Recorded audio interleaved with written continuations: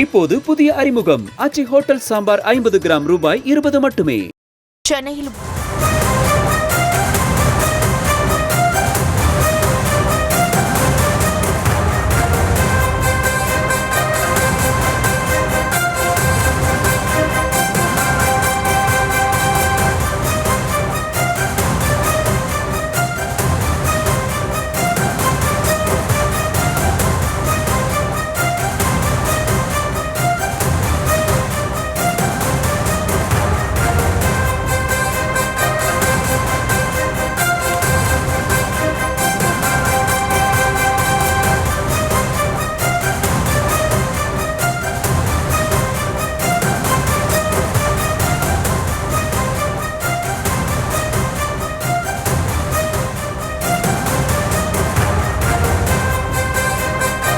சட்டப்பேரவைக்கு வந்த சில நிமிடங்களிலே ஆளுநர் வெளியேறிய நிலையில் தமிழ்த்தாய் வாழ்த்து பாடி முடிந்ததும் உரையை பிடிக்காமல் ஆளுநர் வெளியேறியிருந்தார்.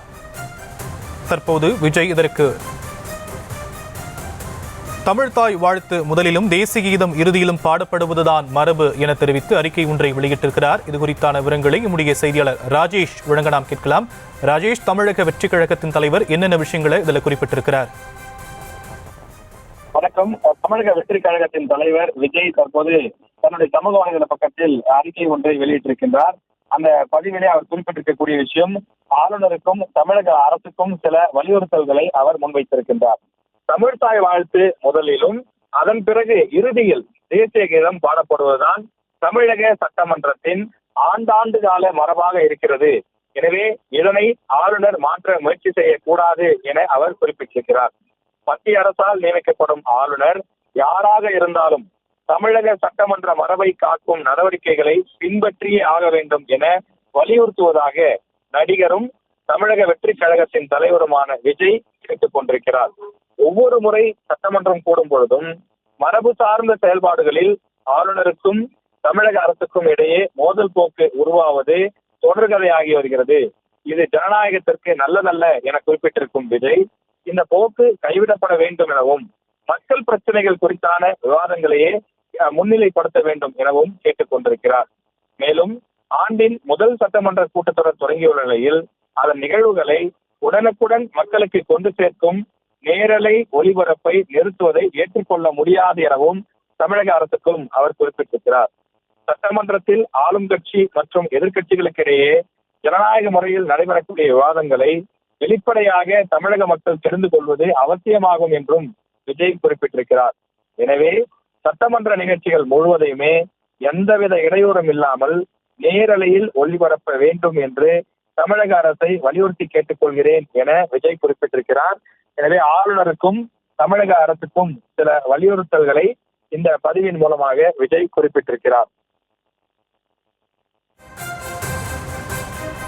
ராஜேஷ், தமிழகத்துல ஆளுநர் யாராக இருந்தாலும் தமிழ்த்தாய் வாழ்த்து முதலிலும் தேசிய கீதம் இறுதியில் பாடப்படுவதுதான் மரபு, அதை ஆளுநராக யார் இருந்தாலும் பின்பற்ற வேண்டும் என ஆளுநருக்கு அவர் தெரிவித்திருக்கக்கூடிய நிலையில தமிழக அரசுக்கும் நேரலை ஒளிபரப்பு தொடர்பான விவரங்களை அவர் வலியுறுத்தி இருக்கிறாரு.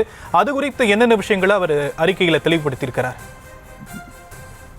ஷாம், இந்த பதிவில அவர் இரண்டு தரப்புக்கும், ஆளுநர் தரப்புக்கும் ஒரு வலியுறுத்தலை கொடுத்திருக்கிறார், தமிழக அரசுக்கும் வலியுறுத்தலை கொடுத்திருக்கிறார். ஆளுநர் தரப்பை பொறுத்தவரையில் தமிழக சட்டமன்றம் ஒரு நூற்றாண்டு கண்ட சட்டமன்றமாக இருக்கின்றது. பொன்விழா கண்ட தமிழக சட்டமன்றத்தினுடைய மரபு காக்கப்பட வேண்டும் என அவர் உறுதிபட தெரிவித்திருக்கிறார். தமிழகத்தை பொறுத்தவரையிலே எல்லோரும் குறிப்பிடுவது என்னவென்றால், முதலில் தமிழ்த்தாய் வாழ்த்து, இறுதியில் தேசிய கீதம். இதுதான் நம்ம அரசு நிகழ்ச்சிகள் உட்பட அனைத்திலும் கடைபிடிப்பதாக இருக்கின்றது. எனவே அந்த நடைமுறைதான் வழக்கமாக எப்படி 20 ஆண்டுகள் 30 ஆண்டுகள் 40 ஆண்டுகளுக்கு முன்பு கடைபிடிக்கப்பட்டதோ அது போன்ற ஒரு மரபை நாங்கள் கடைபிடிக்கின்றோம். தமிழ்த்தாய் வாழ்த்து எப்போது நம்முடைய அங்கீகரிக்கப்பட்டதோ, தமிழக அரசால் அங்கீகரிக்கப்பட்டதோ அப்போதிலிருந்து இந்த நடைமுறைதான் பின்பற்றப்படுகிறது என்ற ரீதியிலே கருத்துக்கள் தெரிவிக்கப்பட்டு வருகின்றது. ஆனால் ஆளுநர் என்ன சொல்கிறார் என்றால், தேசிய கீதம் தான் முக்கியமானது, தேசிய கீதத்தை முதலிலும் பாட வேண்டும், இறுதியிலும் பாடலாம், எனவே தேசிய கீதத்திற்கு முக்கியத்துவம் கொடுக்க வேண்டும், அதனை கொண்டு போய் கடைசியில் பாடுவது அதனை அவமதிக்கும் செயல் என்று அவர் கருத்துக்களை முன்வைக்கின்றார். இந்த முறை கூட இவ்வாறுதான் முதலில் பாட வேண்டும் என ஆளுநர் வலியுறுத்தியதாகவும் கூறப்படுகின்றது. எனவே இந்த சூழ்நிலையில் அதற்கான விளக்கத்தை ஏற்கனவே சபாநாயகர் தெரிவித்து விட்டார். தமிழக அரசினுடைய நடைமுறை, மரபு, சட்டமன்றத்தினுடைய பழக்க வழக்கங்கள் போன்றவற்றை எல்லாம் பல முறை தெளிவுபடுத்தி ஆகிவிட்டது. ஆனாலும் ஆளுநர் தொடர்ந்து அவர் அதைதான் வேண்டும் என்று கேட்டுக் கொண்டிருக்கிறார். முதலில் தேசிய கீதத்தை பாடிவிட வேண்டும் என்று கேட்கிறார் என்று ஆளுநர் தரப்பிலே, அதாவது நம்ம தமிழக சபாநாயகர் தரப்பிலே விளக்கம் கொடுக்கப்பட்டிருக்கின்றது. இந்த விஷயத்தை தான் சுட்டிக்காட்டி விஜயும் தற்போது அறிக்கை கொடுத்திருக்கின்றார். தமிழ்த்தாய் வாழ்த்து முதலிலும் தேசிய கீதம் இறுதியிலும் பாடுவது தமிழக சட்டமன்றத்தின் ஆண்டாண்டு கால மரபு, பொன்விழா கண்ட தமிழக சட்டமன்றத்தின் மரபு எந்நாளும் காக்கப்பட வேண்டும் எனவும் மத்திய அரசால் நியமிக்கப்படும் ஆளுநர் யாராக இருந்தாலும் தமிழக சட்டமன்ற மரபை காக்கும் நடவடிக்கைகளையே பின்பற்றியாக வேண்டும் என வலியுறுத்துவதாக அவர் கேட்டுக் கொண்டிருக்கிறார். அது மட்டும் இல்லாமல் தமிழக அரசு இந்த சட்டமன்ற நடவடிக்கைகளை முழுமையாக நேரடி ஒளிபரப்பு செய்வோம் என வாக்குறுதி கொடுத்திருந்த நிலையில் அதனை முழுமையாக பின்பற்ற வேண்டும் என விஜயும் தற்போது கேட்டுக் கொண்டிருக்கின்றார். அந்த சட்டமன்ற நிகழ்வுகள் ஆளும் கட்சி எதிர்கட்சி அவர்கள் ஆரோக்கியமாக விவாதம் நடத்தி கொண்டாலும் கூட அவர்கள் என்ன பேசுகிறார்கள், ஜனநாயக முறையிலே அவர்களுக்குள் நடைபெறக்கூடிய விவாதங்கள் வெளிப்படை தன்மையோடு மக்களுக்கு தெரியப்படுத்த வேண்டியது அவசியமாகும் என்றும் அவர் குறிப்பிட்டிருக்கிறார்.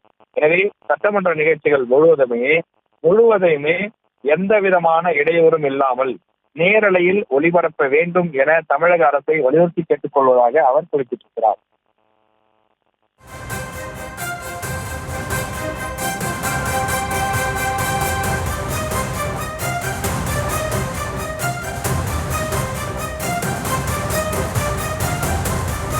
ராஜேஷ், ஒவ்வொரு முறையும் சட்டமன்றம் கூடும் பொழுது மரபு சார்ந்த செயல்பாடுகள்ல ஆளுநருக்கும் அரசுக்கும் தொடர்ந்து மோதல் போக்கு நீடித்து வருகிறது. இது ஜனநாயகத்துக்கு நல்லதல்ல அப்படின்னு கூட தன்னுடைய அறிக்கையில தெரிவித்திருக்கிறாரு. மேலும் என்னென்ன விஷயங்களை ஆளுநர் தரப்புக்கும் அரசுக்கும் அவர் வலியுறுத்தி இருக்கிறார் அறிக்கையில?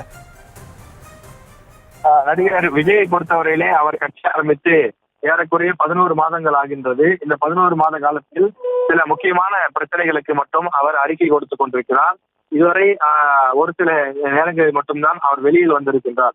சமீபத்தில் கூட ஆளுநரை சென்று சந்தித்து அவர் தமிழ்நாட்டில் பல்வேறு சட்டம் ஒழுங்கு பிரச்சனைகள் குறித்து எல்லாம் பேசியிருந்தார். இந்த நிலையில ஆனா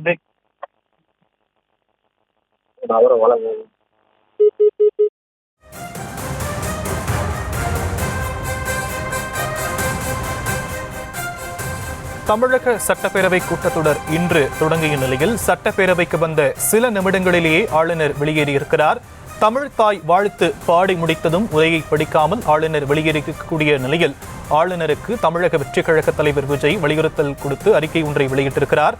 தமிழ் தாய் வாழ்த்து முதலிலும் தேசிய கீதம் இறுதியிலும் பாடப்படுவதுதான் மரபு எனவும் தமிழகத்தில் ஆளுநராக யாராக இருந்தாலும் இந்த மரபை பின்பற்றப்பட வேண்டும் எனவும் அவர் தெரிவித்திருக்கிறார். அதேபோல சட்டப்பேரவை நிகழ்வுகளை நேரலையில் ஒளிபரப்பு செய்யப்படுவதை தொடர்ந்து செயலாக்க வேண்டும் எனவும் தமிழக அரசுக்கும் அவர் வலியுறுத்தலை முன்வைத்திருக்கக்கூடிய அந்த அண்மை தகவலை பார்த்து கொண்டிருக்கிறோம். ஆளுநருக்கும் அரசுக்கும் இடையே மோதல் நிலவுகிறது, இது ஜனநாயகத்திற்கு நல்லதல்ல என்று தமிழக வெற்றிக் கழக தலைவர் விஜய் அறிக்கை மூலமாக தெரிவித்திருக்கக்கூடிய அன்னை செய்தியை பார்த்து கொண்டிருக்கிறோம். இப்போது புதிய அறிமுகம் ஆச்சி ஹோட்டல் சாம்பார் 50 கிராம் ரூபாய் 20 மட்டுமே.